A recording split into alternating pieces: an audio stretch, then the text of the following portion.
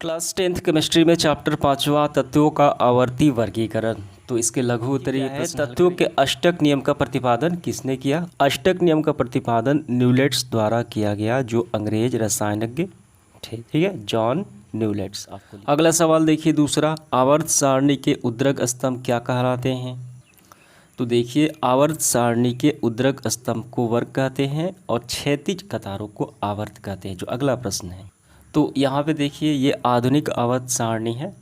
तो ये जो उद्र्ग स्तंभ है, यहाँ से यहाँ तक इसे वर्ग कहा जाता है। कितनी संख्या है? 18 है। देखिए, पहला, दूसरा, तीसरा और इसी तरीके से यहाँ पे 18 वर्ग हैं जो उद्र्ग कहलाते हैं। और ये क्षैतिज जो है, इसे क्या कहा जाता है? आवर्त कहा जाता है। कितने आवर्त होते हैं आधुनिक आवर्त सारणी में? 7 आवर्त। अगला सवाल देखिए हमारा चौथा, उस तत्व का नाम लिखिए जिसके आविष्कृत होने से पहले ही मेंडलीफ ने उसके गुणों का पूर्वानुमान कर लिया था। ठीक है, आविष्कार होने से पहले, खोज होने से पहले मेंडलीफ ने वो बता दिया था। तो कौन से हैं? तो आपको लिखना है एस्केडियम, जर्मेनियम, गैलियम। ठीक है, इन तीनों को मेंडलीफ ने पहले ही बता दिया था, इनके गुणों को। अगला सवाल देखिए पांचवा, आवर्त सारणी के दीर्घ रूप में कुल कितने वर्ग और आवर्त हैं। तो यहाँ पे समझिए, जो आधुनिक आवर्त सारणी है इसे कहा जाता है आवर्त सारणी का दीर्घ यानी बृहत रूप। ठीक है, तो कौन से है आधुनिक आवर्त सारणी? ठीक है, तो ये रहा। तो इसमें हमें वर्गों की संख्या बताना है। तो वर्गों की संख्या हो गई 18 और आवर्तों की संख्या हो गई 7। तो इस तरीके से आपको लिखना है। 6 नंबर, एक क्षार धातु और एक क्षारीय मृदा धातु को बताएं जिसके नाम एस अक्षर से प्रारंभ होते हैं। तो काफ़ी सिंपल सवाल है ये। तो ये पहला हो गया क्षार धातु सोडियम। तो देखिए, इसका उच्चारण जो है एस से प्रारंभ होता है लेकिन संकेत एन है। ठीक है, और दूसरा है क्षारीय मृदा धातु एस्ट्रेसियम, एस आर। ये क्षार धातुएं हैं, तो ये सोडियम हो गया, और ये क्षारीय मृदा धातुएं हैं और ये हो गया एस आर। ठीक है, यानी एस्ट्रासियम। अगला सवाल देखिए सातवां है, वर्ग 14 के एक तत्व की परमाणु संख्या कितनी है? 14 है। ठीक है, और बताएं कि इस तत्व के गुण धात्विक होंगे या अधात्विक होंगे। ये धातु होगा कि अधातु होगा कि उपधातु होगा। ठीक है, तो कौन सा वर्ग है? 14 है, और उस तत्व का परमाणु संख्या भी दिया गया है 14। आइए देखते हैं। तो यहाँ पे देखिए, आधुनिक आवर्त सारणी, वर्ग 14 और तत्व की देखिए ये रहा, और ये परमाणु क्रमांक भी 14 तत्व की। ठीक है, तो ये कौन सा है? ये सिलिकॉन है। तो इसका हम रंग देखेंगे, ये इस रंग का है। तो ये क्या है? उपधातु है। ये क्या है? उपधातु है। तो सिलिकॉन उपधातु है, तो हम लिखेंगे ऐसे, ये अधात्विक यानी उपधातु कहलाएगा। अगला सवाल देखिए आठवां, वर्ग 14 के कार्बन के अतिरिक्त अन्य 2 तत्वों के नाम लिखें। हमें वर्ग 14 देखना है, कार्बन के अतिरिक्त 2 अन्य तत्वों के नाम बताना है। तो यहाँ पे देखिए, ये रहा वर्ग 14। तो कार्बन के अतिरिक्त आपको लिख लेना है सिलिकॉन और दूसरा जर्मेनियम। ठीक है, दोनों के नाम लिख लेना है बस। ठीक है, इस तरीके से। अगला सवाल देखिए 9 नंबर, एक तत्व का इलेक्ट्रॉनिक विन्यास 2, 8, 7 है। आवर्त सारणी में इस तत्व की वर्ग संख्या बताएं। ये कौन सा है तत्व? देखिए, इसका परमाणु क्रमांक कितना होगा? 8, 2, 10, 4, 17। यानी 17 किसका है? 17 क्लोरीन का है। तो क्लोरीन का हमें वर्ग संख्या बताना है। तो यहाँ पे देखिए, 17 वर्ग में कौन सा है? क्लोरीन है। ठीक है, तो आपको आंसर ऐसे लिखना है। ठीक, हम ऐसे करेंगे, यह तत्व क्लोरीन है Cl और वर्ग संख्या 17 है। अगला सवाल देखिए 10वां, आधुनिक आवर्त सारणी तत्वों के किस गुण पर आधारित है? काफ़ी इंपॉर्टेंट सवाल है ये।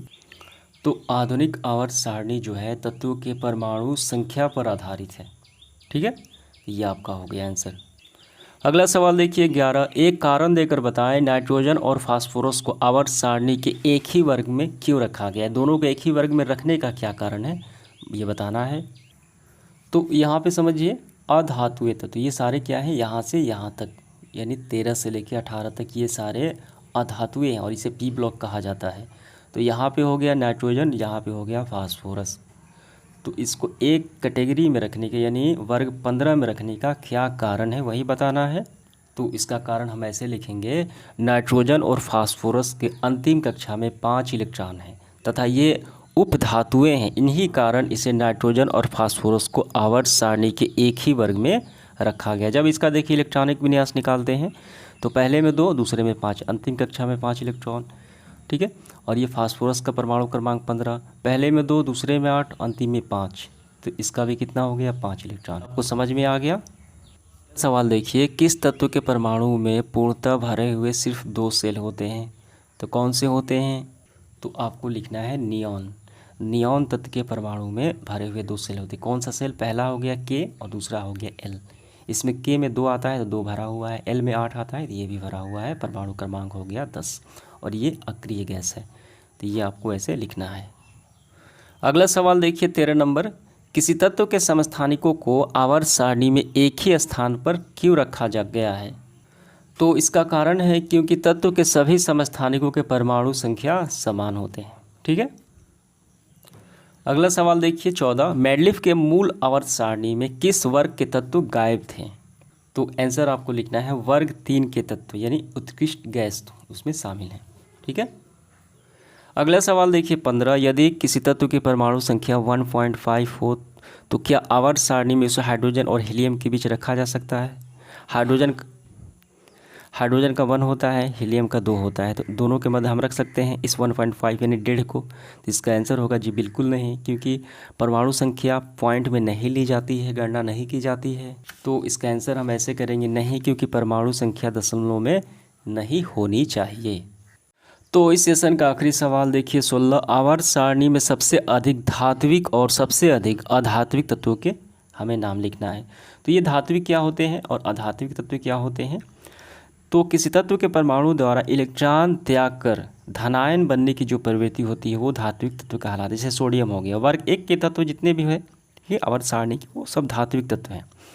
और ठीक इसके अपोजिट इलेक्ट्रॉन को ग्रहण करके ऋणायन बनने की प्रवृत्ति अधात्विक जो गुण को वो प्रदर्शित करता है, तो वो हैलोजन के कहलाते हैं, यानी वर्ग 17 के। तो इसका आंसर हमें कैसे करना है? तो इसको हम ऐसे लिखेंगे, वर्ग 1 के तत्व इसमें सोडियम सर्वाधिक धात्विक गुण ये प्रदर्शित करता है, और वर्ग 17 यानी इसे हैलोजन तत्व कहा जाता है, इसे सभी को सर्वाधिक अधात्विक गुणों को ये प्रदर्शित करता है, ठीक है। तो समाप्त होता